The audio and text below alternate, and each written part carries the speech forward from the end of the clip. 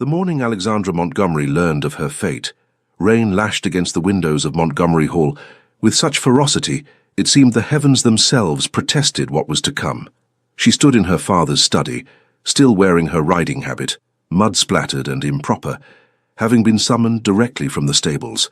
Her dark hair had escaped its pins during her morning gallop, wild tendrils framing a face flushed with exertion and, increasingly, with fury.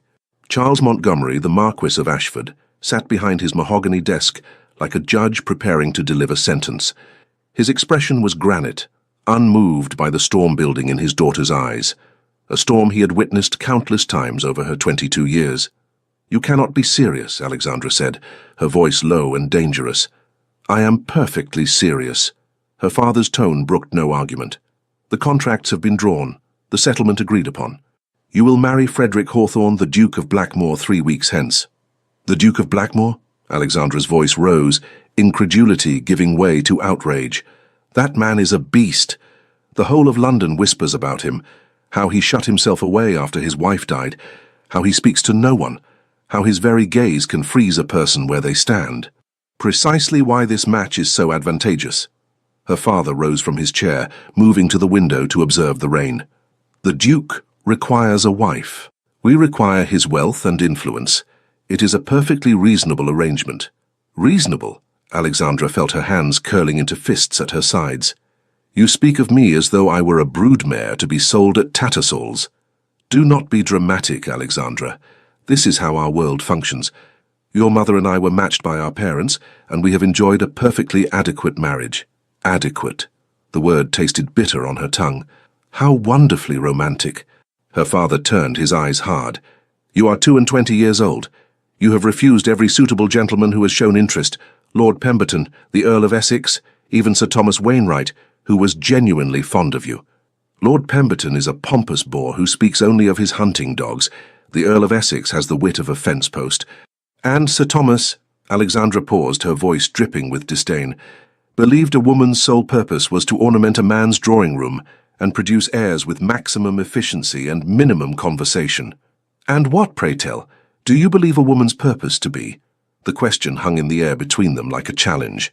"I believe," Alexandra said slowly, deliberately, "that a woman should have some say in her own destiny, that she should be more than property exchanged between men for profit." Her father's jaw tightened. "Those are dangerous thoughts, daughter, the kind of thoughts that lead to spinsterhood and scandal. Is that what you wish? To become a cautionary tale whispered about in drawing-rooms? Poor Alexandra Montgomery, too wild and opinionated to secure a husband? Better that than to be sold like cattle to a man known throughout England as the Beast of Blackmore." "Enough!" Her father's palm struck the desk with such force that the inkwell rattled. "You will cease this hysterical display immediately. The Duke of Blackmore is one of the wealthiest and most powerful men in England. His bloodline is impeccable, his estates vast. Any woman in the kingdom would consider herself fortunate to receive such an offer. Then let one of those women have him. The Duke has chosen you, and I have accepted on your behalf. The matter is settled." Alexandra stared at her father as though seeing him clearly for the first time. This man who claimed to act in her best interest while selling her future to a stranger. "You speak of this as though I have no choice. You do not." His voice was final, absolute. "I am your father and your guardian. By law, by tradition, and by every custom of decent society, this decision is mine to make. And my wishes? My feelings? Do they count for nothing?" "Your wishes," her father said coldly, "have been indulged far too long already. Your mother exhausted herself trying to mold you into something resembling a proper young lady. Every torn dress, every scraped knee, every mortifying display of unladylike behavior, she bore it all with patience I can only marvel at. But that patience has reached its limit. You will marry the Duke of Blackmore, Alexandra. You will become his Duchess. And you will finally learn what it means to be a woman of quality in this society." The words struck her like physical blows. Alexandra felt her throat tighten, felt the hot sting of tears she refused to shed in front of this man who had just crushed every dream she had never quite dared to speak aloud. "I will not do it," she whispered.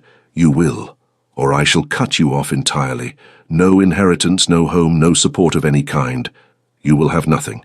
Is that what you prefer?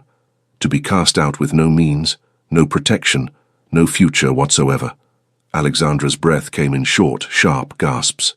The walls of the study seemed to close in around her, the Persian carpet beneath her feet suddenly unstable, as the deck of a ship in a storm.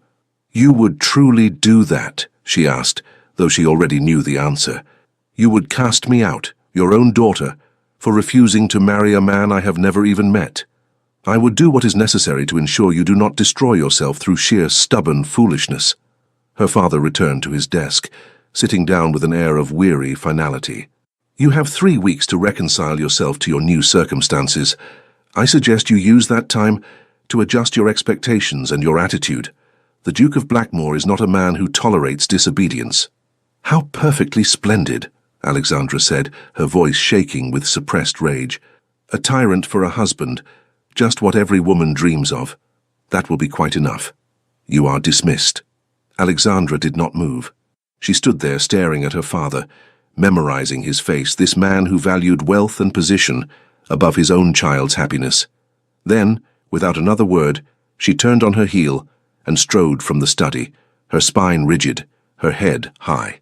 She would not give him the satisfaction of seeing her break. Not yet. The following days passed in a blur of preparation that felt more like a funeral procession than wedding planning.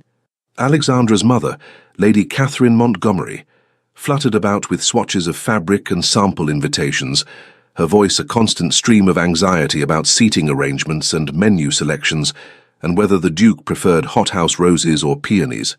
Alexandra endured it all with a frozen politeness that alarmed her mother more than her previous outbursts had. "Darling," Lady Catherine said one afternoon as they sat in the drawing-room, a modiste presenting sketches of potential wedding gowns, "you have been so very quiet. Are you unwell?" "I am perfectly well, Mamma. It is natural to feel nervous before one's wedding.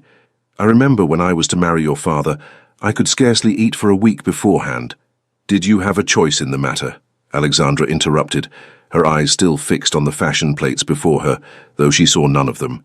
"When Papa asked for your hand, could you have refused him?" Lady Catherine's hand stilled on the fabric samples. "That is a complicated question. It seems rather simple to me." Her mother sighed, dismissing the modiste with a gentle wave before turning her full attention to her daughter. "Alexandra, I know you believe yourself trapped, but you must understand, this is how the world works, how it has always worked. A woman's security, her future, her very survival depends upon making an advantageous match. So you had no choice either. I had limited options. My family was not wealthy. Your father's offer was generous, and my parents were pleased. I was grateful for the opportunity to become a marchioness, to secure my family's position. And did you love him?" The question hung between them, dangerous and forbidden. "I came to hold him in great affection," Lady Catherine said carefully. "Love, I learned, is not the dramatic passion poets write of. It is something quieter, built over time through shared experiences and mutual respect. How very practical." Alexandra's voice was bitter. "It is survival, my dear." Her mother reached across to clasp Alexandra's hand. "And I pray you will find what I found. That duty can become something warmer, given time and patience." But Alexandra pulled her hand away, unable to bear the touch, the platitudes, the gentle acceptance of captivity dressed up as wisdom. "The Duke arrives tomorrow," her mother continued softly, "to take tea with us. It would be advisable if you were to make a favorable impression." "Of course," Alexandra said hollowly. "Heaven forbid I disappoint my purchaser before the sale is finalized." "Alexandra?" But she was already rising, already moving toward the door, desperate to escape the suffocating weight of her mother's resigned acceptance, her father's iron will, the inexorable march toward a future she had never chosen. She fled to the only place that had ever truly been hers, the stables. The head groom, old Thomas, looked up in surprise as Alexandra burst through the stable doors, her fine morning dress completely inappropriate for the setting.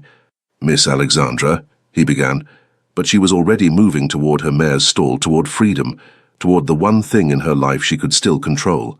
"Saddle Tempest," she commanded, her voice brooking no argument. "Quickly, please." "But, miss, you haven't a riding habit." "I do not care. Saddle her, now." Something in her voice must have conveyed the desperation she felt, because Thomas nodded and moved to comply. Within minutes, Alexandra was mounted, her day dress tucked up scandalously, her hair already coming loose from its pins. She kicked Tempest into a gallop before they had even fully cleared the stable yard.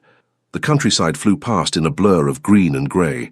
The wind tore at her hair, her dress, her very skin, but she welcomed it.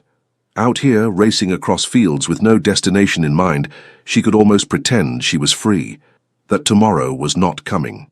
That in 3 weeks, she would not become the property of a man known throughout England as the Beast. Tempest's hooves thundered across the ground, and Alexandra leaned low over her neck, urging her faster, faster, as though speed alone could carry her away from her fate. But eventually, even the swiftest horse must tire. Even the most desperate flight must end. Alexandra finally pulled Tempest to a halt atop a hill overlooking her father's estate. Below, Montgomery Hall spread out in all its elegant glory, beautiful, proper, and utterly suffocating. Somewhere in that house, her wedding dress was being sewn. Invitations were being addressed. A future was being carefully constructed without any input from its principal participant. And tomorrow she would meet the man who had purchased her, Frederick Hawthorne, the Duke of Blackmore, the Beast who waited to claim his unwilling bride. Alexandra closed her eyes against the tears that finally mercifully came. The wind carried them away, along with any illusions she had harbored about controlling her own destiny. Tomorrow, everything would change. Tonight, she would grieve for the life she would never have. The Duke of Blackmore arrived precisely at 3 o'clock as promised. Alexandra watched from her bedroom window as the impressive black carriage, bearing the Blackmore coat of arms in gold leaf, rolled up the curved drive of Montgomery Hall. Even the conveyance seemed ominous, she thought bitterly, all dark elegance and restrained power. A footman rushed to open the carriage door, and Alexandra held her breath as a tall figure emerged. Frederick Hawthorne was not what she had expected. The rumours had painted him as some Gothic horror, a monster in human form. But the man who stood before Montgomery Hall, adjusting his gloves with precise movements, was handsome, devastatingly so, in a cold, severe way that made Alexandra's breath catch despite herself. He was tall, well over 6 feet, with broad shoulders that filled his impeccably tailored coat. His hair was dark as midnight, swept back from a face all sharp angles and aristocratic features. Even from this distance, she could see the hard set of his jaw, the rigid line of his spine. He moved like a man accustomed to absolute command, every gesture controlled and deliberate. "He looks rather like a Greek statue," her mother observed from the doorway, making Alexandra jump. "Cold and perfect and utterly unyielding." "A statue would be preferable," Alexandra muttered. "At least it would not expect conversation." "Alexandra," her mother's voice held a warning. "You promised you would be civil." "I promised I would be present. Civility was never guaranteed." Lady Catherine sighed deeply. "Please, darling, for your own sake, if not for mine, just try to make this easier on yourself." Before Alexandra could respond, a knock sounded at the door. A maid appeared, curtsying. "Begging your pardon, my lady miss, but the Marquis requests your presence in the drawing-room. The Duke has arrived." "We shall be down directly," Lady Catherine said, then turned to her daughter with something close to desperation in her eyes. "Please, Alexandra, do not make this worse than it already is." Alexandra looked at herself in the mirror, at the pale pink dress her mother had insisted upon, at her hair arranged in careful ringlets, at the picture of docile femininity she presented. She barely recognized herself. "Very well," she said quietly. "Let us go meet my purchaser." The drawing-room had been prepared as though for royalty. Fresh flowers adorned every surface. The best china had been brought out. Cakes and sandwiches arranged on silver trays. All this pageantry, Alexandra thought, for a man who has already paid for his prize. Her father stood near the fireplace, engaging the Duke in conversation about hunting, it sounded like. How perfectly ordinary. How wonderfully banal, as though they were not discussing the disposal of a human being, as though she were a horse or a painting. "Ah, there you are," the Marquis said, as Alexandra and her mother entered. "Your Grace, may I present my wife, Lady Catherine, and my daughter, Miss Alexandra Montgomery?" The Duke turned, and Alexandra forgot how to breathe. Up close, Frederick Hawthorne was even more imposing than he had appeared from her window, but it was his eyes that truly unsettled her. Grey as a winter storm and just as cold, They swept over her with the assessing gaze of a man examining livestock at market. She felt her spine stiffen, her chin lift in instinctive defiance. "Miss Montgomery." His voice was deep, cultured and utterly devoid of warmth. He bowed with perfect propriety. "I am pleased to make your acquaintance." Liar, she thought. "You care nothing for me beyond what I represent. A womb to bear your heirs, a hostess for your estate, a decoration to prove you have fulfilled society's expectations." But aloud, she said only, "Your Grace," and executed a curtsy that was technically correct, but lacked any warmth. His eyes narrowed slightly, the only indication he had registered her coldness. "Please do sit," Lady Catherine said, with forced cheerfulness, gesturing to the arrangement of furniture. "I shall ring for tea." The next 30 minutes were a special kind of torture. Her parents made polite conversation. The Duke responded with equal politeness, and Alexandra sat in frozen silence, her tea growing cold in her cup, watching this farce unfold. "Miss Montgomery has been looking forward to this visit," her father lied smoothly. "Haven't you, my dear?" With bated breath, Alexandra said, her tone so dry it could have started fires. The Duke's attention shifted fully to her for the first time. "You do not seem pleased with this arrangement." The bluntness startled her. She had expected continued pretense, not this direct confrontation. "Would you be pleased, Your Grace, if you were being sold into matrimony with a complete stranger?" "Alexandra!" her mother gasped. But the Duke held up one hand, his eyes never leaving Alexandra's face. "A fair question." He leaned back in his chair with the easy confidence of a man who had never doubted his own power. "However, I was not aware that selling was an accurate description. Your father and I have come to a mutually beneficial arrangement. How lovely for you both. How wonderful that you had any say in the matter at all." "That is quite enough," her father said sharply. "You will apologize to His Grace immediately." "Will I?" Alexandra turned to her father, something reckless building in her chest. "And if I refuse? Will you threaten to cut me off again?" "Oh, but wait. You need not bother. I am already sold, are I not? The contract's drawn, the settlements agreed upon. What more can you possibly take from me?" The silence that followed was deafening. Lady Catherine looked as though she might faint. The Marquis had gone an alarming shade of red. And the Duke was watching her with something that might have been interest had his expression not been carved from ice. "Perhaps," he said quietly, "Miss Montgomery and I might take a turn about the gardens, alone." "I hardly think that would be appropriate," Lady Catherine protested weakly. "We are to be married in less than 3 weeks," the Duke said, his tone making it clear this was not a request. "I believe propriety can be stretched to allow a brief, chaperoned walk. Your maid can follow at a discreet distance." It was not a question.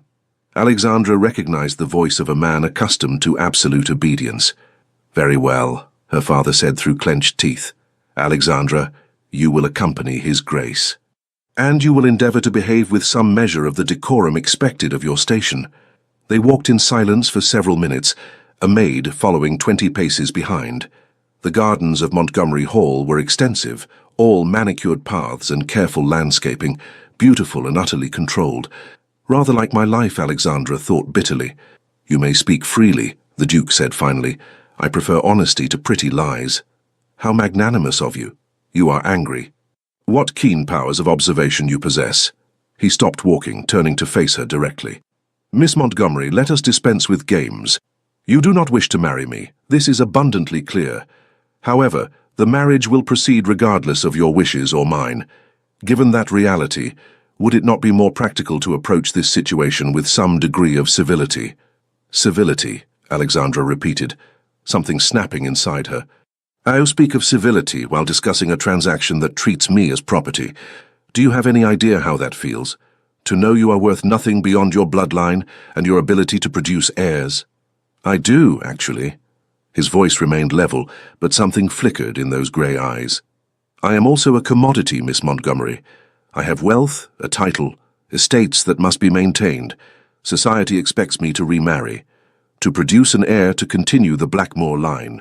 I have as little choice in this as you do." "You have every choice. You could refuse, you could walk away, no one can force you to—" "And what would you have me do?" He took a step closer, and Alexandra fought the urge to retreat. "Remain alone in that vast empty house for the rest of my days, Watch the title and estates I have worked to maintain fall into decay because I was too selfish to do my duty. Duty. She spat the word like a curse. Everyone speaks of duty as though it absolves all sins, as though fulfilling one's obligations to society matters more than one's own happiness, one's own heart. The heart, he interrupted, his voice suddenly sharp, is a poor guide for making decisions that affect not only ourselves, but entire families, estates, and legacies. Spoken like a man who has never consulted his heart about anything. Spoken like a woman who has never had to consider anyone's needs beyond her own. The accusation stung precisely because it held some truth, but Alexandra refused to flinch. You know nothing about me. I know enough. I know you are spoiled, willful, and apparently determined to make both our lives miserable out of some misguided notion of feminine independence. And I know you are cold, arrogant, and utterly incapable of seeing women as anything beyond vessels for your precious heirs. They stood nearly nose to nose now, both breathing hard, eyes locked in mutual fury. In 3 weeks, the Duke said, his voice dangerously quiet, you will become my wife. You will be the Duchess of Blackmore, and you will learn what that title requires: obedience, propriety, and the good sense to know when you have been granted a privilege rather than subjected to a punishment. A privilege? You call this a privilege? Do you have any concept of how many women would trade places with you in an instant? The wealth, the position, the security I am offering? I do not want your wealth. I do not want your position. I want... She stopped, her throat closing around words she could not say. I want to be free. I want to choose my own path. I want to matter as more than just a womb and a title. What do you want? He asked, and for just a moment something in his tone shifted, became almost curious rather than condemning. Alexandra looked away, unable to bear that penetrating gaze any longer. It does not matter what I want. As you so graciously pointed out, the decision has been made. Yes, it has. He stepped back, his expression shuttering once more into that impenetrable coldness. I shall return in 1 week to discuss wedding arrangements with your father. I suggest you use that time to reconcile yourself to your new circumstances, Miss Montgomery. Blackmore House is not a place for childish tantrums and foolish rebellion. And what is it a place for, Your Grace? Misery, resignation, the slow death of every hope and dream one has ever dared to hold? It is a place, he said quietly, where duty comes before all else. The sooner you accept that, the easier this will be for both of us. He bowed, perfectly, coldly proper, and strode back toward the house, leaving Alexandra standing alone among the roses, her hands trembling with rage and something else she could not name. This was the man she would marry, this cold, imperious stranger who spoke of duty and legacy, and saw her as nothing more than a necessary inconvenience. Heavens above, she thought. What have I done to deserve such a fate? But the gardens offered no answer, and the roses, beautiful and carefully pruned, only reminded her that even nature itself was tamed and controlled within these walls, just as she would be. In 3 weeks she would enter Blackmore House as its Duchess, and she had no idea how she would survive it. The wedding took place on a grey morning in late March, under skies that threatened rain, but never quite delivered. Alexandra went through the ceremony as though observing it from a great distance.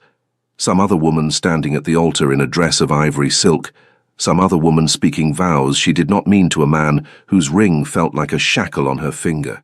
Frederick Hawthorne became her husband with the same cold precision he brought to everything else. His voice never wavered as he promised to honor and cherish her. His hand was steady as he slipped the wedding band onto her finger. And when the vicar pronounced them man and wife, his kiss was brief, perfunctory, and utterly devoid of feeling. Well, he murmured against her lips, too quietly for anyone else to hear, it is done. Yes, Alexandra thought, it is done, and I am well and truly trapped. The wedding breakfast passed in a blur of faces and forced smiles. Guests offered congratulations she did not want. Her mother wept with what might have been joy or might have been sorrow. Alexandra could not tell and found she did not much care. Her father looked satisfied, like a man who had just concluded a profitable business transaction, which, she supposed, he had. The Duke, her husband now, heaven help her, stood beside her throughout, accepting well-wishes with aristocratic grace. He introduced her to what seemed like half of England's nobility, and Alexandra smiled until her face ached and curtsied, until her knees protested, and spoke in light, pleasant tones that sounded nothing like her own voice. "You play the role well," Frederick observed as they finally took their seats for the wedding breakfast. "I had worried you might create a scene. Would that have been preferable, Your Grace?" She reached for her wine-glass, needing something, anything, to occupy her hands.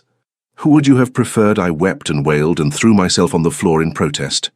"I would have preferred honesty, but I shall settle for civility in public, and we may be as honest as we like in private." "How generous!" His jaw tightened, the only sign her barbs were landing. "We leave for Blackmore House within the hour. I trust you are prepared. As prepared as one can be to enter one's prison. It is not a prison. It is one of the finest estates in England."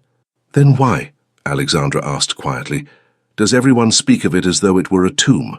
For just a moment something flickered across his face. Pain, perhaps, or memory, but it vanished so quickly she might have imagined it. "Because," he said finally, "people enjoy dramatic stories, and a widower living alone in a vast house makes for excellent gossip. Was she very beautiful? Your first wife?" The question surprised them both. Alexandra had not meant to ask, had not wanted to know. But now that the words were out, she found herself genuinely curious about the woman who had held this position before her. "Yes," Frederick said, his voice carefully neutral. "Catherine was considered a great beauty. And did you love her?" "That," he said, rising abruptly, "is not a topic I care to discuss, particularly not at our wedding breakfast." He offered his hand. "Come, the carriages are ready." Alexandra accepted his hand, because she had no choice, allowing him to lead her from the dining room, through corridors full of guests who smiled and whispered, out to where the Blackmore carriage waited, the same ominous black conveyance that had delivered him to Montgomery Hall 3 weeks ago. Her mother embraced her at the carriage door, whispering fierce instructions about duty and patience and making the best of one's circumstances. Her father kissed her forehead with something that might have been affection or might have been relief. And then she was inside the carriage, watching Montgomery Hall, the only home she had ever known, grow smaller and smaller through the window until it vanished entirely. She was alone with her husband, her stranger, her captor. They travelled in silence for nearly an hour before Frederick spoke. "Blackmore House is approximately 2 hours from London. The estate encompasses over 10,000 acres. There are tenant farms, villages, extensive grounds. You will find it substantial." "How lovely." Alexandra continued staring out the window at countryside that seemed to grow more desolate with each passing mile. "As Duchess, you will have certain responsibilities. The household staff will require direction. There are social obligations, charitable works expected of your position. I am well aware of what is expected of a Duchess, Your Grace." "Frederick." She turned to look at him, startled. "What?" "My name is Frederick. You are my wife. You may use it. Would you prefer I did?" He considered this with the same serious attention he seemed to apply to everything. "I would prefer we not spend the next 40 years addressing each other with such formality. So, yes, I would prefer it." "Very well." "Frederick." The name felt strange on her tongue, too intimate for this stranger beside her. "And you may call me Alexandra, I suppose. Since you own me now, you might as well use my Christian name." "I do not own you." "Do you not?" "The law says otherwise. Upon marriage, I became your property in every way that matters. My money, my possessions, even my own body, all legally yours now." "That is not how I view our arrangement." "How convenient for you that you may choose how to view a situation that benefits you entirely." Frederick's hands tightened on his knees. "You are determined to be miserable. I am determined to be honest. You said you preferred it, did you not?" "I said I preferred it to pretty lies. I'm beginning to reconsider that position." Despite herself, Alexandra felt her lips twitch with something that might have been amusement had the situation been less dire. "Truth is uncomfortable, is it not? So much easier to pretend we are both delighted with this arrangement. I never claimed to be delighted. Yet you pursued it nonetheless. Because it was necessary, because I have responsibilities that extend beyond my own personal preferences." He shifted in his seat, turning to face her more fully. "Did it ever occur to you that I might not have wanted to marry again? That I might have been perfectly content to remain alone? Then why did you not? Because being a duke is not about what I want. It is about duty, legacy, responsibility to hundreds of people who depend on the Blackmore estates for their livelihoods. It is about producing an heir, Alexandra finished bitterly. Yes, you have made that abundantly clear. Heaven forbid the precious Blackmore line should end with you. It is not vanity, is it not? This obsession with legacy, with carrying on one's name as though it matters beyond the next generation? It matters to the people whose homes and livelihoods depend on the estate's continued stability. It matters to... He stopped abruptly, jaw clenched, clearly fighting for control. This conversation is pointless. You have already decided I am a villain. Nothing I say will convince you otherwise. Alexandra turned back to the window, hating that he was partly right. She had built him up in her mind as a monster, because it was easier to rage against a monster than to acknowledge that he might simply be a man trapped by circumstances as surely as she was. But she was not ready to soften toward him. Not yet. Perhaps not ever. They completed the journey in silence. Blackmore House rose from the landscape like something from a Gothic novel, all dark stone and imposing towers, surrounded by grounds that seemed to stretch endlessly in every direction. Ancient trees lined the drive, their branches reaching toward each other overhead like grasping fingers. Even the sky seemed darker here, the clouds heavier. Good heavens, Alexandra breathed, genuine shock breaking through her carefully maintained hostility. It is enormous. Yes. Frederick's voice held neither pride nor apology. Simple statement of fact. The main house contains over 200 rooms. There are also the east and west wings, though we keep those closed most of the year. 200 rooms. She could not fathom it. For one person? For two now. He glanced at her. You need not sound so horrified.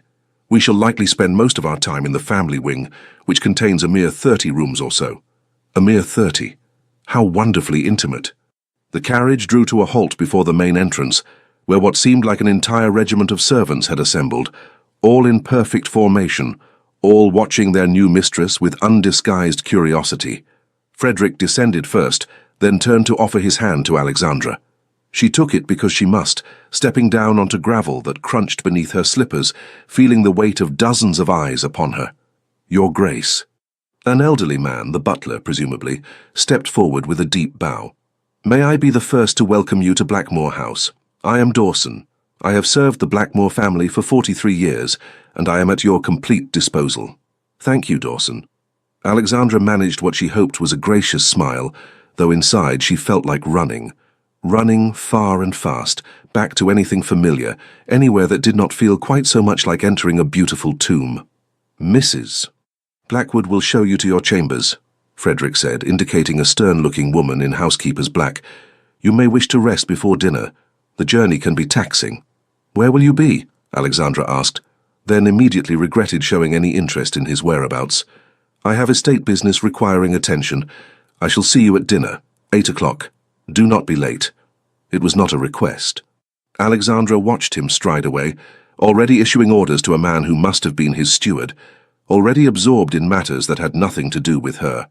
This way, Your Grace, Mrs. Blackwood said, her voice not unkind but not warm either, reserved, watchful.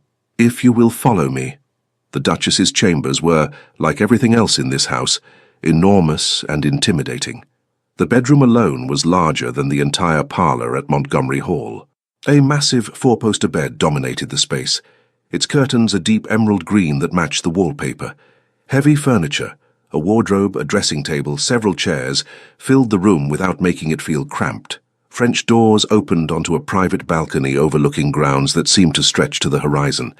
Your dressing room is through there, Mrs. Blackwood indicated a door to the left. Your private sitting room through there. The Duke's chambers are... Next door, Alexandra guessed, spotting the connecting door. Yes, Your Grace, though the door remains locked unless... The housekeeper trailed off delicately. Unless he wishes to exercise his marital rights, Alexandra finished flatly. Mrs. Blackwood's expression remained neutral. Quite so, Your Grace. Your trunks will arrive within the hour. A maid will be assigned to help you dress for dinner. Is there anything you require immediately? Yes, Alexandra wanted to scream. I require my freedom. I require a time machine to prevent this disaster. I require any escape from this beautiful prison. But aloud she said only, No, thank you, Mrs. Blackwood. That will be all. The housekeeper curtsied and withdrew, leaving Alexandra alone in chambers that would swallow her whole. She moved to the French doors, opening them despite the chill in the air, stepping out onto the balcony. From here she could see the full extent of the Blackmore estate, endless gardens giving way to parkland, parkland giving way to forest, beautiful, manicured, controlled, like everything else in her new life. A knock at the door pulled her back inside. "Enter!" she called, expecting Mrs. Blackwood or perhaps a maid. Instead, Frederick stepped through, still in his travelling clothes, his expression unreadable. "I wanted to ensure you were settling in," he said, an awkwardness in his voice she had not heard before. How very considerate.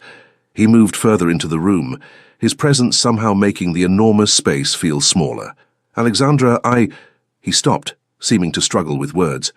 "I know this is not what you wanted, but it is what we have, and I would prefer we not spend our lives as enemies." "What would you prefer?" "A partnership, perhaps. Mutual respect, if not affection. Civility, at minimum." "You ask a great deal. I ask for basic human decency between two people bound together by law and circumstance." He moved to the window, staring out at his lands. "This house has been cold and silent for too long. I do not wish to make it a battlefield as well." Something in his voice, a weariness, a loneliness, made Alexandra pause, made her look at him properly for the first time since the wedding. He looked tired, genuinely, deeply tired. Not just physically, but tired in a way that suggested years of carrying burdens alone. "Why did you choose me?" she asked quietly. "Of all the women available, why me specifically?" He turned to face her, and for once his expression was open, unguarded. "Because you were alive. Because when I saw you at the Hendersons' ball 6 months ago, you do not remember, but I was there, and I saw you laughing with your friends, arguing with some young lord about politics, being so vibrantly, fiercely yourself. I thought—" He paused, something vulnerable flickering across his face. "I thought that perhaps someone with that much life in them might bring some warmth back to this place." Alexandra stared at him, utterly thrown. "You chose me because I was alive? I chose you because you seemed incapable of pretense, because you were honest even when honesty was inconvenient, because this house has been filled with ghosts and silence for too long, and I thought—" He trailed off, looking away. "I thought perhaps you might chase some of the darkness away. So I am to be your source of light." Anger flickered back to life. "A decorative candle to brighten your gloomy house? That is not what I meant, is it not?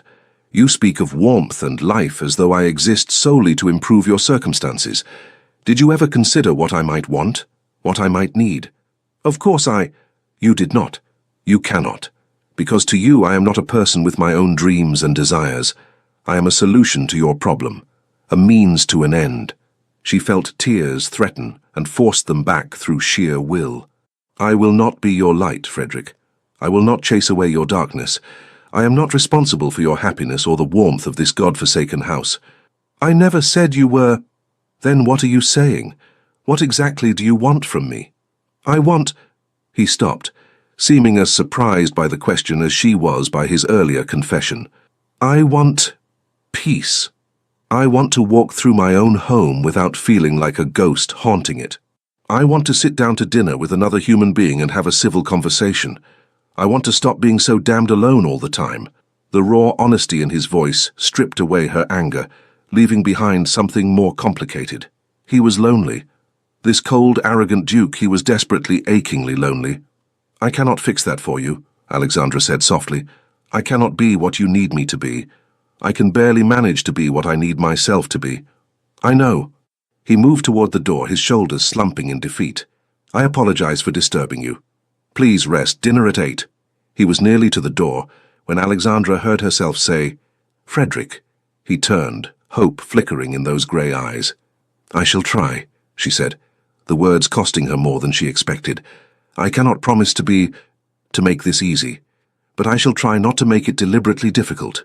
It was the smallest olive branch imaginable. But his expression transformed, something almost like gratitude crossing his features. "That is all I ask," he said quietly.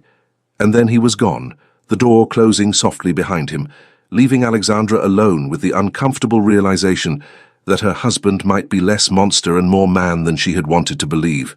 which somehow made everything infinitely more complicated. Dinner that first night at Blackmore House was an exercise in careful civility. They sat at opposite ends of a dining table that could easily have seated 30, an absurd expanse of polished mahogany between them, served by silent footmen who appeared and disappeared like phantoms. Alexandra had changed into an evening gown of deep blue, one her mother had insisted upon, saying it brought out her eyes. She had allowed the assigned maid, a young woman named Betty, to arrange her hair in an elaborate style she would never have chosen herself. Playing dress-up, she thought bitterly, playing at being a duchess.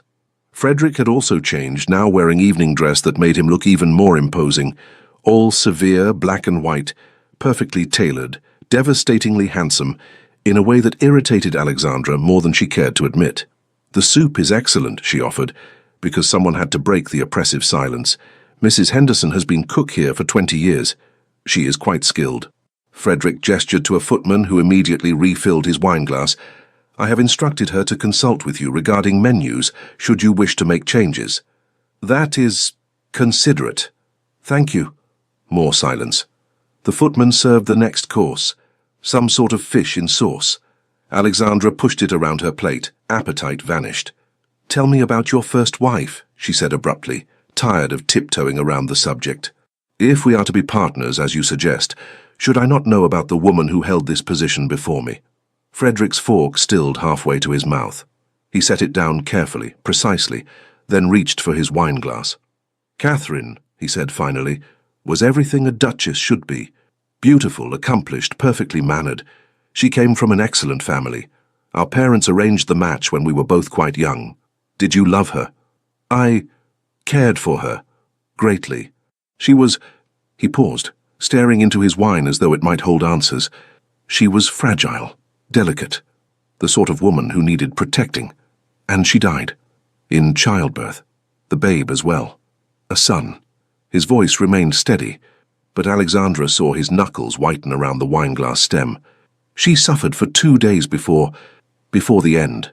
Frederick, Alexandra stopped, horrified by her own callousness. "I'm so sorry. I should not have pushed—" "No." He looked up, meeting her eyes across that ridiculous expanse of table. "You have every right to ask. This house carries her memory in every corner.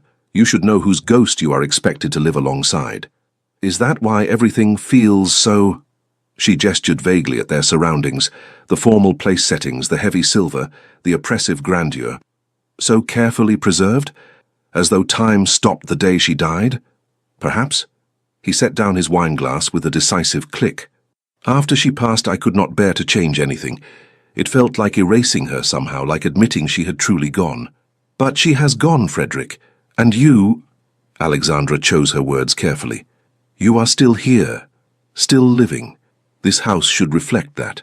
Are you suggesting I have been dwelling in the past? I am suggesting that perhaps we are both prisoners here, me of circumstance, you of memory." Something shifted in his expression, surprised perhaps that she would extend that sort of understanding. Before he could respond, thunder rumbled outside, loud enough to rattle the windows. Within moments, rain began pelting the glass in sheets. "The storm has finally arrived," Frederick observed, rising from his chair. "I should check that the groundskeepers secured the garden furniture. If you will excuse me, I shall come with you." He turned, surprise clear on his face. "That is not necessary. The rain is quite—" "I am not made of sugar, Frederick. I shall not melt."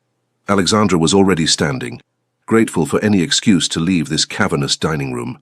"Besides, you said you wanted partnership. Partners do not sit idly by while the other works." For a moment she thought he would argue, but instead something like respect flickered across his features.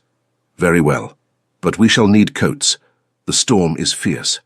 They made their way through corridors that seemed to stretch endlessly, Frederick leading her through what must have been a servant's passage. Faster, he explained, than going through the main house. A housekeeper produced heavy coats and sturdy boots. Alexandra struggled with the unfamiliar fastenings until Frederick wordlessly knelt before her, adjusting the boots with surprising gentleness. "I am capable of managing my own footwear," she protested. "I know. But these buckles are tricky, and we are in rather a hurry." He finished with the second boot and stood, shrugging into his own coat. "Ready?" They emerged into the storm through a side door, immediately assaulted by wind and rain. Alexandra gasped as cold water struck her face, but Frederick had already grabbed her hand, pulling her toward the gardens. "This way!" he shouted over the wind. "The main fountain needs securing." They ran together through the downpour, their coats quickly soaked through. The fountain, an elaborate marble affair featuring some sort of mythological scene, stood in the center of the main garden, water overflowing its basins, the decorative figures around its base at risk of being toppled by the fierce wind. Frederick immediately set to work securing loose elements, his movements sure despite the rain. Alexandra watched for only a moment before joining him, grabbing hold of a marble dolphin that was rocking dangerously. "Careful!" Frederick called out.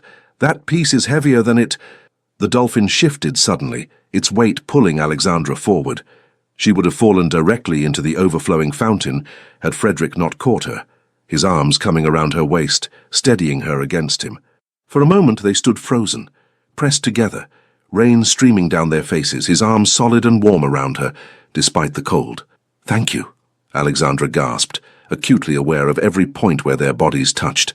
"You must be more careful," he said, but there was no anger in his voice, only concern. "I was being careful. The wretched dolphin was not." Despite the circumstances, despite the cold and the storm and everything else, Frederick laughed. Actually laughed. The sound startled out of him, his face transformed by genuine amusement. And Alexandra, soaked to the skin and shivering in her husband's arms in the middle of a storm, found herself laughing too. "We are completely mad," she managed between giggles. "Standing in a deluge, wrestling with decorative sea creatures, attempting to save them from the indignity of toppling over," Frederick added, his own laughter subsiding into a grin that made him look years younger. "Yes, I believe madness is an accurate assessment." "What happened?" a voice called from the house. Several groundskeepers were emerging, clearly having just realized their duke was outside in the storm. "Nothing that cannot wait until morning," Frederick called back. Then more quietly to Alexandra, "Come before we both catch our deaths." They hurried back inside, leaving puddles in their wake. Betty and Mrs. Blackwood appeared immediately, clucking with concern, rushing them toward their respective chambers to change into dry clothing. "The Duke will want hot water brought up," Mrs. Blackwood was saying. "And you as well, Your Grace. We cannot have you falling ill on your first day." "I am quite hardy, Mrs. Blackwood," Alexandra protested, though her teeth were chattering. "I have been far wetter than this while riding." "Nevertheless, Your Grace, a hot bath would be advisable." An hour later, bathed and dressed in a warm nightgown with a wrapper over it, Alexandra sat before the fire in her private sitting room, a cup of hot tea warming her hands. She should have felt miserable. She should have been cursing this house, this marriage, this entire situation.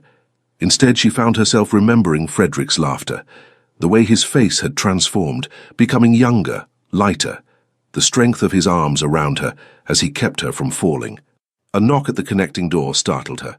"Alexandra," Frederick's voice muffled through the heavy wood. "May I? Are you decent? I am in my night clothes but properly covered. You may enter." The door opened to reveal Frederick in his dressing gown, hair still damp from his own bath, looking far more human and far less ducal than she had ever seen him. "I wanted to ensure you were well," he said, hovering awkwardly in the doorway. "That was foolish of me, dragging you out into the storm. You did not drag me, I chose to come. Still, I should not have allowed—" "Frederick," she set down her teacup, "I am not a porcelain doll who will shatter at the first sign of difficulty. I grew up riding in all weather, climbing trees, doing all manner of things my mother found horrifying. A bit of rain will not destroy me." He moved further into the room, drawn by the fire. Catherine would have been horrified by tonight's adventure. She would have hidden in her rooms for days, recovering from the shock of getting her slippers wet. It was not said unkindly. Simply statement of fact. "I am not Catherine," Alexandra said quietly. "No." He turned to look at her, firelight dancing across his features. "You are not. And I—" He paused, seeming to search for words. "I am beginning to think that may not be a bad thing." Something warm unfurled in Alexandra's chest at those words. Something dangerous. "We laughed together tonight," she said, "in the middle of a storm, fighting with garden statuary. That was unexpected." "Yes." A small smile played at the corners of his mouth. "It was rather absurd, was it not? Completely absurd, and yet—" She trailed off, not sure how to explain what she meant. And yet it felt good, Frederick finished for her. To laugh. To do something ridiculous without worrying about propriety or what anyone might think. Is that not what you wanted? Alexandra asked. When you said this house had been too quiet, too full of ghosts? Someone to bring warmth and life? I wanted that, yes. But I did not know what that might actually mean, what it might feel like. He crossed to the chair opposite hers, sitting down with a sigh. Alexandra, I need to be honest with you about something. Very well. When I married Catherine, I was 19 years old. I had no idea what marriage truly required beyond the technical aspects. We were cordial, affectionate even, but we never laughed together the way you and I did tonight. We never ran through storms or argued about anything of substance. She wanted to please me and I wanted to protect her, and somehow in all of that we never quite— He gestured helplessly. We never quite found each other, I suppose. That sounds terribly lonely. It was, and after she died I told myself I would never marry again, that I had fulfilled my duty once, and that was sufficient. But the years passed, and the house grew quieter, and He looked away, jaw working. I was 34 years old and felt ancient. Tired. As though I had already lived my entire life, and was simply waiting for it to end. And so you decided to marry again. And so I decided I needed to at least try to find something more than mere existence. He met her eyes. I am making rather a mess of this explanation. No, Alexandra said softly. I think I understand. You wanted a companion, not just a wife. Yes, exactly that. But He ran a hand through his hair, frustration clear. I have no idea how to be anything other than the Duke of Blackmore. I have been trained since birth to command, to control, to maintain distance and authority. The idea of simply being a man with a woman who might become a friend as well as a wife, I do not know how to do that. The vulnerability in his admission struck Alexandra deeply. This powerful, arrogant duke, he was just a man who had never learned how to be anything else. Perhaps, she said carefully, we might learn together, how to be partners rather than merely duke and duchess. You would be willing to try, even after everything? I remain furious about being sold like livestock, Alexandra said honestly. I likely shall be for some time, but tonight, when we laughed together— She paused, searching for the right words. For just a moment I forgot to be angry, and that felt not terrible. Frederick's expression softened. That is more than I had any right to hope for. Do not mistake me. I am not suddenly content with this arrangement. I still believe I should have had a choice, but I am beginning to think that perhaps— She met his eyes. Perhaps we need not be enemies. Perhaps we might find some measure of peace between us. I would like that. He stood, moving toward the connecting door. I shall let you rest, but Alexandra— Yes? Thank you for tonight, for laughing with me, even though you had every reason not to. After he had gone, Alexandra sat staring into the fire for a long time, her tea growing cold, her thoughts tangled. She had not expected to like him, had not expected to see him as human rather than monster. But tonight, soaked and shivering, and absurdly happy in the middle of a storm, she had glimpsed something she had not anticipated, the possibility that this marriage might become something more than a cage. The possibility that Frederick Hawthorne might become something more than her jailer. It was a dangerous thought, but as Alexandra finally climbed into the enormous bed, pulling the heavy coverlets around her, she found herself less terrified and more curious. What might tomorrow bring? What might they become to each other given time? She fell asleep, still wondering. The following weeks unfolded with surprising ease. Alexandra threw herself into learning the management of Blackmore House, much to Mrs. Blackwood's obvious surprise and grudging approval. She reviewed accounts, consulted with the cook, toured the tenant farms with Frederick's steward, made herself known to every servant in the household. You need not involve yourself so thoroughly, Frederick observed one morning as they breakfasted together, a habit they had fallen into, much more pleasant than dining at opposite ends of that ridiculous table. Most duchesses leave such matters entirely to the housekeeper. Most duchesses were not raised by a mother who believed a lady should understand every aspect of managing a household, Alexandra replied, spreading jam on her toast. Besides, I cannot simply sit about doing needlework all day. I should go mad. Heaven forbid. But he was smiling as he said it. They fell into other habits as well. Evening walks through the gardens when weather permitted, reading together in the library after dinner, each absorbed in separate books but companionably close. Conversations that grew increasingly easy, increasingly honest.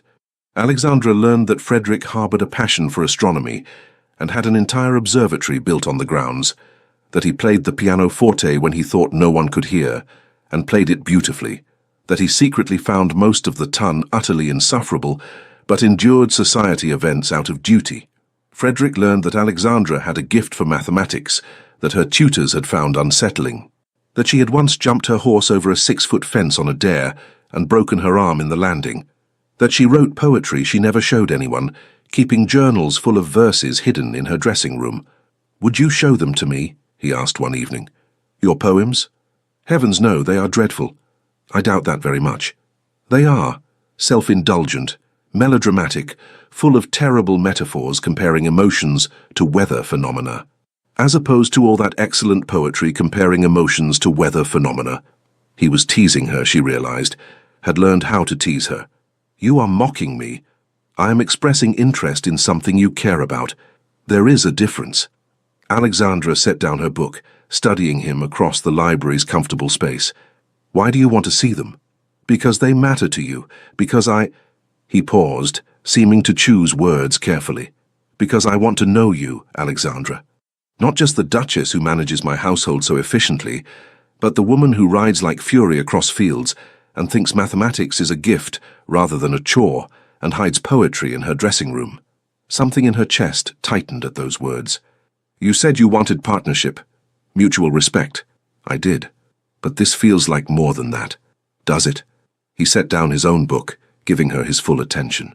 "Perhaps it is. Perhaps I—" He stopped, then continued more firmly. "Perhaps I am discovering that I like you, Alexandra. As a person. Is that so surprising?" "Yes," she wanted to say. "Yes, because I did not expect this. Did not expect you to become someone I might like in return." But aloud, she said only, "I suppose not. Will you show me the poems?" She hesitated, then found herself nodding. "Very well, but you must promise not to laugh." "I promise." The next evening, she brought him a single page, one poem, carefully transcribed. He read it in silence, his expression unreadable, and Alexandra felt her heart hammering with irrational anxiety. "This is beautiful," he said finally. "You are merely being kind." "I am not." He looked up, and there was something in his eyes that made her breath catch. "Alexandra, this is genuinely beautiful. The imagery, the emotion. You have real talent. It is just a silly hobby." "It is not silly." He stood, crossing to where she sat, the poem still in his hand. "You should not dismiss your own gifts so readily." They stood very close, closer than they had been since that night in the gardens. Alexandra found herself acutely aware of his height, his warmth, the way he was looking at her, as though really seeing her perhaps for the first time. "Frederick," she began, though she had no idea what she meant to say. "Alexandra." His voice was rough. "I need to tell you something." "What is it?" He seemed to struggle with himself, some internal battle playing out across his features. "I find myself thinking about you constantly, about how you laugh when something genuinely amuses you, about the way you argue with the steward about crop rotation, as though your life depends on it. About—" He stopped abruptly as Alexandra swayed slightly, one hand going to her temple. "Are you unwell?" Immediate concern replaced whatever he had been about to say. "Just a headache. I have had them all day. I think perhaps I should—" But before she could finish, the room tilted alarmingly, and Frederick's arms came around her, catching her as her knees buckled. "Alexandra? Alexandra!" She tried to respond, but darkness was pulling at her, and suddenly she was elsewhere, Catherine's face pale and sweating, screaming in agony. Blood, so much blood. Frederick's voice, younger, desperate. "Save her. Please. You must save her." But there was no saving her. No saving either of them. "Alexandra!" She came back to herself with a gasp, finding herself cradled against Frederick's chest as he carried her swiftly through corridors she barely recognized. "What happened?" she managed. "You fainted. I am taking you to your chamber. We shall send for the physician." No. She gripped his coat. No, I am well. I saw something. A memory, I think. Yours, not mine. He had reached her chamber, pushing through the door with his shoulder, laying her gently on the bed. What are you talking about? Catherine. I saw her dying. Saw you there. Helpless. Alexandra looked up at him, still disoriented. It was so vivid, as though I had been there myself. All colour drained from Frederick's face. That is not possible. Nevertheless, it happened. She struggled to sit up, but he pressed her gently back down. Rest, please. I shall send Betty to stay with you. Frederick, wait! But he was already moving toward the door, his shoulders rigid, his entire body radiating tension. I am sorry, she called after him. I did not mean to... Whatever that was, I did not mean... The door closed behind him, leaving Alexandra alone with Betty, who had appeared as though summoned, her face full of concern. Are you well, Your Grace? Shall I fetch Mrs. Blackwood? No, Alexandra pressed her hands to her face, trying to understand what had happened. The headache was gone, but the memory, if that was what it had been, remained vivid and terrible. She had seen Frederick's first wife die, had felt his anguish as though it were her own. How was that possible? And why had it frightened him so thoroughly? Frederick did not come to breakfast the next morning, or dinner that evening. For 3 days he avoided her completely, conducting estate business and taking his meals in his study. Alexandra felt his absence like a physical ache, which was absurd. She had not wanted this marriage, had resented him for weeks. Why should she miss him now? But she did. Miss his dry observations about the more ridiculous members of society. Miss the way he listened when she spoke, as though her opinions genuinely mattered. Miss the warmth of his rare smiles. On the 4th day, she decided enough was enough. She found him in the library, surrounded by ledgers, his face drawn and tired. This is ridiculous, she announced without preamble. Whatever frightened you about what I saw, we must discuss it. There is nothing to discuss. Is there not? You have been hiding from me for 4 days. I have been attending to estate business. You have been running away like a coward. The word hung in the air between them. Frederick stood slowly, his expression dangerous. You would do well to remember to whom you are speaking. I am speaking to my husband, who promised me partnership and honesty, and has instead been hiding like a frightened child. I am not frightened. Then what are you? Alexandra moved closer, refusing to be intimidated. Because from where I stand, you look absolutely terrified. You claim to have seen my wife die, he said, his voice low and intense. To have experienced my memories as though they were your own. How am I supposed to respond to that? What am I supposed to make of impossible things? I do not know what happened. I do not understand it any better than you do. But avoiding me will not make it go away. Will it not? He turned away, gripping the edge of his desk. Alexandra, when Catherine died, I thought I would go mad from grief and guilt. I failed to protect her, failed to save her, and now you... He stopped, jaw working. Now you have seen that failure, witnessed my helplessness. How am I supposed to look at you without remembering that?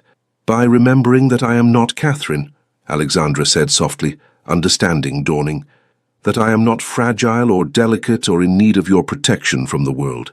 You fainted in my arms, once, from a bizarre vision I cannot explain. That does not make me breakable, Frederick.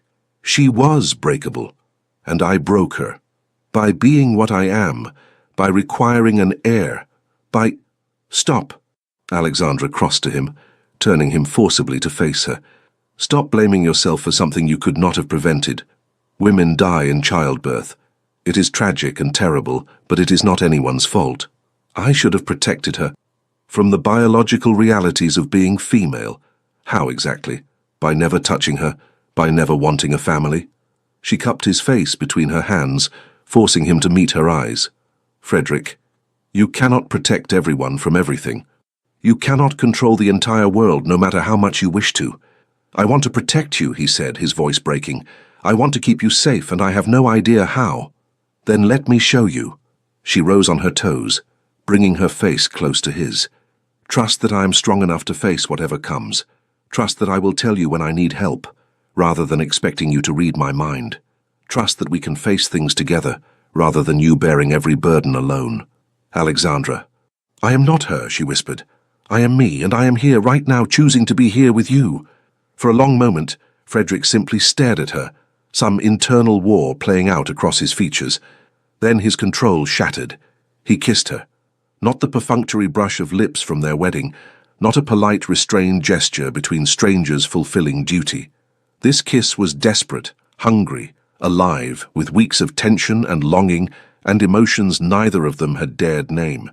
Alexandra gasped against his mouth, and he pulled her closer, one hand tangling in her hair, the other pressing against the small of her back. She melted into him, into the kiss, into the sudden, overwhelming rightness of being exactly here, exactly now, with exactly this man. When they finally broke apart, both breathing hard, Alexandra felt dizzy for an entirely different reason than 4 days ago. We should not, Frederick began. Should not what? She was still in his arms, reluctant to move. Should not kiss each other. We are married, Frederick. It is permitted. You have been so angry about this marriage. I have been angry about having no choice. She pulled back enough to meet his eyes. But I am choosing this right now. I am choosing you. You do not have to. I know I do not have to. I want to. She paused, then added more quietly, Do you want to? Or have I completely misread? He kissed her again, answering the question more thoroughly than words ever could. I want, he managed between kisses. I want you so badly it terrifies me. Then stop being terrified and want me properly. Something in his expression shifted, became heated, intent. Here? Now. Why not? Alexandra was already reaching for the buttons of his waistcoat, years of frustration and attraction and denied feeling suddenly demanding outlet. Unless you would prefer to maintain propriety and... He lifted her onto the desk, scattering ledgers and papers without care, kissing her with renewed intensity. Damn propriety. How very unducal of you, she laughed against his mouth. You make me forget to be a duke, he said, and there was wonder in his voice. You make me forget everything except that I am a man, and you are the most extraordinary woman I have ever known. Later, much later, they lay together on the library sofa, hastily rearranged clothing restored to something approaching decency. Alexandra nestled against Frederick's chest, listening to his heartbeat. That was, she began. Yes, very, quite. They dissolved into laughter, the tension of weeks finally, blessedly broken. I am still angry, Alexandra said eventually, feeling she should make this clear. About being sold like property, about having no choice in this marriage. I know, but I am also... She paused, searching for words. I am also beginning to think that perhaps, despite the terrible circumstances, I may have landed somewhere not entirely horrible. High praise indeed, he said dryly, but his arms tightened around her. Give me time. I may upgrade you to actually rather pleasant eventually. I shall count the days. They fell silent, comfortable now in a way they had not been before. Outside, rain had begun falling again, pattering against the windows, but this time the sound was soothing rather than ominous. Frederick? What if we could choose this? Not the marriage itself, which was decided for us, but what we make of it, what we become to each other. She tilted her head to look up at him. What if we chose each other now with full knowledge and clear eyes? He studied her face with an intensity that made her breath catch. Are you asking me to court you, Alexandra, after we are already married? I suppose I am. Is that terribly silly? It is the least silly thing I have ever heard. He brushed a strand of hair from her face with surprising tenderness. Very well then. Lady Alexandra Hawthorne, Duchess of Blackmore, would you do me the honor of allowing me to court you properly? I shall consider it, she said, trying to sound serious and failing entirely as a smile tugged at her lips. Provided you meet my standards, which are quite high. I would expect nothing less. They kissed again, softer now, sweeter, a promise rather than a demand. And somewhere in that kiss, in that moment, Alexandra felt something shift inside her. Some final wall crumbling, some last resistance melting away. She had not chosen this marriage, but she was choosing this man, and perhaps, just perhaps, that was enough. In the warmth of their growing love, Alexandra discovered she was with child. Frederick's terror was immediate and overwhelming. Memories of Catherine's death threatened to consume him. But Alexandra took his face in her hands and said firmly, "I am not her. I am strong, and I will not leave you." When her time came, Frederick stayed by her side despite every convention. He held her hand through the labor, and when their daughter was born, healthy and perfect, Alexandra recovered quickly and well, her strength proving exactly what she had promised. They named her Hope Catherine Hawthorne. Frederick wept as he held his wife and daughter, finally understanding that the darkness of his past did not have to dictate his future. Alexandra had not merely survived, she had thrived. And together, with their child sleeping peacefully between them, they had built something neither had expected, a marriage born of obligation that had transformed into genuine, profound love. The Beast Duke had been tamed not through submission, but through partnership, and the tempest of a woman who had been sold into marriage had found not a prison, but a home. Blackmore House, once cold and silent, now rang with laughter and warmth. The couple who had begun as unwilling strangers had become inseparable partners, and their daughter would grow up knowing that sometimes the greatest love stories begin in the most unexpected ways. The end. Dear listener, sometimes life places us in circumstances we never chose, paths we never wanted to walk, futures that feel like cages rather than possibilities. Alexandra did not choose her marriage. She raged against it, fought it, mourned the life she thought she deserved. And she was right to feel that anger. Her autonomy had been stolen, her voice silenced by those who claimed to know what was best for her. But here is what her story teaches us. We cannot always control what happens to us, but we can always choose what we do with it.